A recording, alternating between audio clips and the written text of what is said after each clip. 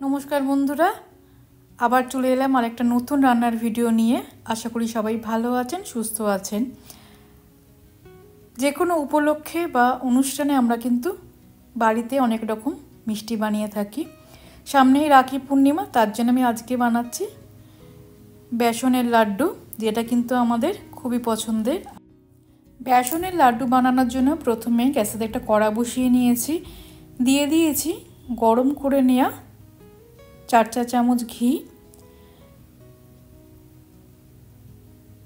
তার সঙ্গে দিয়ে দিলাম 1 কাপ পরিমাণে বেসন। বেসনটা এবার ঘিয়ের সঙ্গে খুব ভালো করে একেবারে লো ফ্লেমে ভেজে নেব। আরও 2 চা চামচ ঘি দিয়ে দিলাম। লো ফ্লেমে বেসনটা ঘিয়েতে বেশ অনেকক্ষণ ধরেই কিন্তু ভাজতে হবে। গ্যাসের ফ্লেমটা বাড়ালে কিন্তু বেসনটা পুড়ে যাবে, তাই জন্য ছোটো বার্নারে একেবারে লো ফ্লেমে বেসনটাকে ভেজে নিতে হবে ঘিয়ের সঙ্গে। অল্প অল্প করে ঘি দিয়ে আমি বেসনটাকে ভাজছি। প্রথমে একেবারে অনেকটা ঘি দিয়ে নিই, বারে বারে ঘি দিয়ে বেসনটা ভাজছি। তাহলে আমাদের কিন্তু প্রয়োজন মতো ঘি আমরা দিতে পারবো। খুব বেশি ঘি যারা পছন্দ করেন না তারা কিন্তু এইভাবে বানাতে পারেন, তাহলে কিন্তু ঘিয়ের পরিমাণটা একটু কম লাগবে। আরও 2 চা চামচ ঘি দিয়ে দিলাম। এইভাবে 5-7 মিনিট অন্তর অন্তর অল্প অল্প করে ঘি দিয়ে বেসনটাকে ভেজে নেব। 25 থেকে 30 মিনিট ধরে কিন্তু বেসনটা ভাজতে হবে, যতক্ষণ না বেসনটার কাঁচা গন্ধ চলে যায় এবং কালারটা একটু চেঞ্জ হয়ে আসে। 1 কাপ পরিমাণ বেসন নিয়েছিলাম আর নিয়েছিলাম 1/2 কাপ পরিমাণে ঘি। ঘিটা অল্প অল্প করে পুরোটাই দিয়ে দিয়েছি। 25 মিনিট পরে দেখাচ্ছি বেসনটা খুব ভালো করে কিন্তু ঘিয়েতে ভাজা হয়ে গেছে, কালারটা চেঞ্জ হয়ে গেছে। এখন আমি সামান্য একটু এলাচের গুঁড়ো দিয়ে দিলাম, সেটা দিয়েও মিশিয়ে দেবো।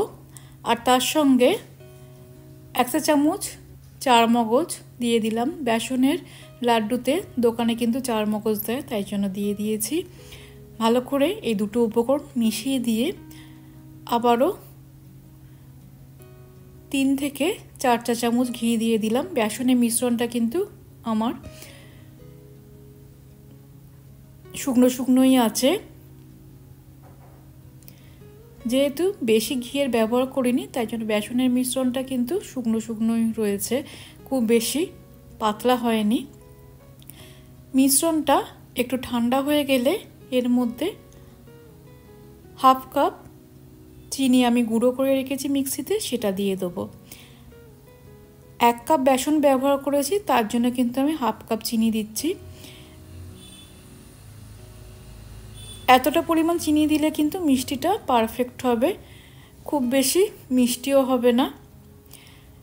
বাড়িতে বানালে আমরা আমাদের নিজেদের পছন্দ অনুযায়ী জিনিস বানাতে দিতে পারি, সেটাই একটা সুবিধে। চিনি আর বেসনটা এবার খুব ভালো করে উষ্ণ গরম থাকতে থাকতে মিশিয়ে নিয়েছি।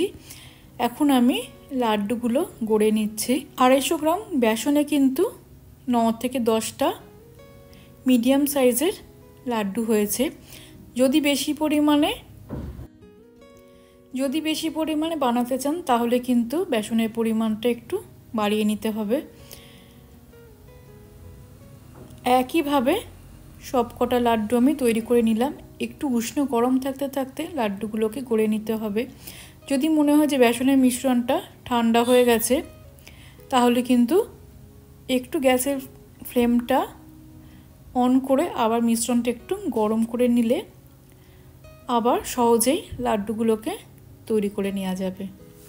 একেবারে দোকানের মতো বা দোকানের থেকেও আরও বেশি ভালো বেসনের লাড্ডু কিন্তু আমাদের খুব সহজেই বাড়িতে তৈরি হয়ে গেল।